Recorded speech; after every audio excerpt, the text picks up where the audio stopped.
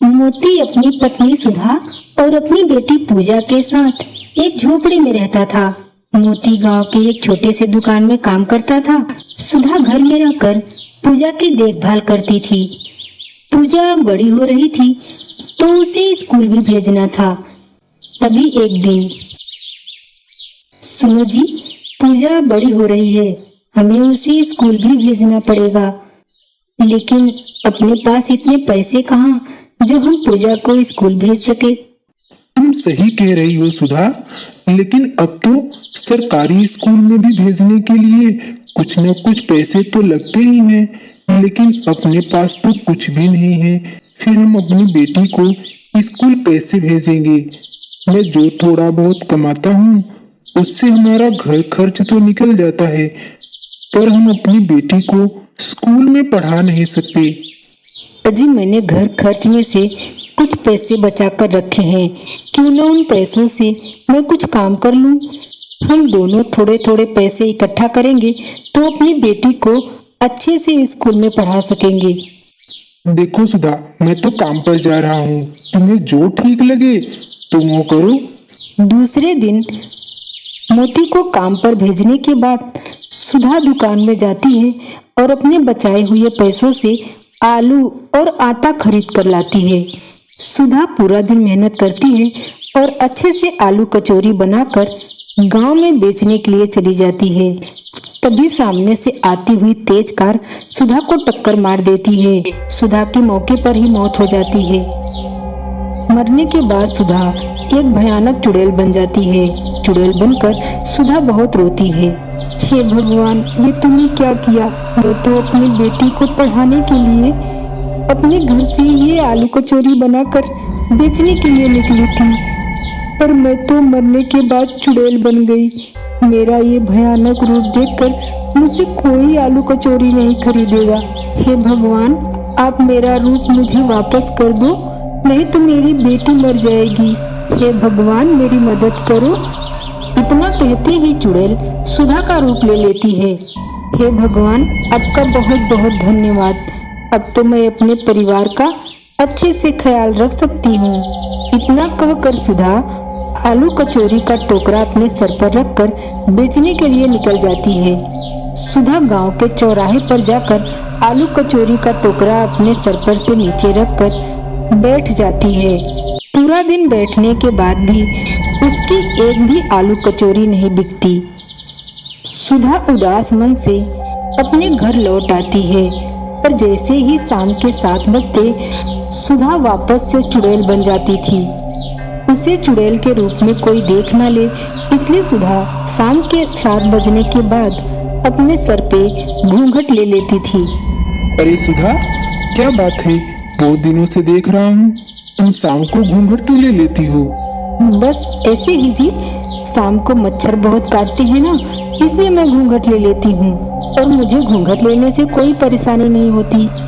सुधा अब चुड़ैल बन गई है, इस बात का खबर उसने मोती को भी नहीं होने दिया। कुछ दिन ऐसे ही गुजर गए। एक दिन सुधा आलू कचौरी बनाकर गांव के चौराहे पर बेचने के लिए चली गई। सुधा देर रात तक आलू कचौरी बेचती थी।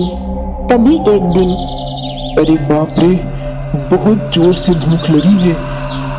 यहाँ आसपास कुछ दिखाई भी नहीं दे रहा है। लगता है इस औरत के पास कुछ है, मैं जाके पूछता हूँ। अरे, आपके पास कुछ खाने के लिए है क्या? मुझे बहुत जोर से भूख लगी है। हाँ साहब, है तो, लेकिन आलू कचौरी। अरे वाह, मुझे तो आलू कचौरी बहुत पसंद है, जल्दी से एक प्लेट लगा दो। लेकिन इतनी रात को आपने अपने चेहरे पे ये घूंघट क्यों लेके रखा है? ओ, क्या बताऊं साहब जी, वो हमारे यहाँ ना औरतें अपने चेहरे पे घूंघट ही लेकर रखती हैं। कोई बात नहीं, वैसे तो ये आलू कचौरी बहुत ही स्वादिष्ट है। धीरे धीरे करके सुधा का आलू कचौरी का व्यापार बढ़ने लगा और उसके घर के हालात भी सुधरने लगे। एक दिन सुधा आलू कचौरी बेचकर अपने घर वापस लौट रही थी। तभी जोरों की हवा आती है और सुधा के चेहरे पर से घूंघट हट जाता है। सुधा को चुड़ैल के रूप में गांव का हरिया देख लेता है। अरे बाप रे, इतनी भयानक चुड़ैल, और वो भी हमारे गांव में, और इस बात का पता किसी को भी नहीं है। हरिया ये बात पूरे गांव में बता देता है कि मोती की पत्नी चुड़ैल है। सुबह होते ही पूरे गांव वाले मोती के घर पहुंच जाते हैं और जोर जोर से चिल्ला चिल्ला के आवाज लगाते हैं।